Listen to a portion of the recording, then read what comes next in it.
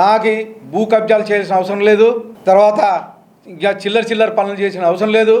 వసూళ్ళు అవసరం లేదు. దేనికంటే నేను సాధారణ రైతు కుటుంబం నుంచి వచ్చి విలువలతో కూడి పెరిగినోడిని. నేను విలువలు ఉండేవాడిని. కేవలం నా అదృష్టం బాగుండి నేను హైదరాబాద్లో బిజినెస్ చేస్తూ కోట్ల రూపాయలు నాకు సంపాదించుకున్నా. నేను నాకి, నా పిల్లలకి, నా తమ్ముళ్ళకి ఎక్కడే కానీ తక్కువ లేకోకుండా సంపాదించుకుంటున్నాను. ఈరోజు కానీ నా ఆస్తి కానీ లేకపోతే నాకు తిండి, తర్వాత దాదాపు నా దగ్గర 1000 మంది ఎంప్లాయీస్ పనిచేస్తున్నారు. అలాంటి పరిస్థితి నుంచి ఈ చిల్లర దానికి నేను పాల్పడతానా? కబ్జాలు అంటున్నారు, కనీసం ఒక్కటి ప్రూవ్ చేయలేకపోతున్నారు. ఎక్కడ చేశాను అనేది. చికెన్ అన్నారు, చికెన్ క్లియర్గా స్నేహ చికెన్ వాళ్ళ ఎండీనే చెప్పాడు సంబంధం లేదని చెప్పేసి.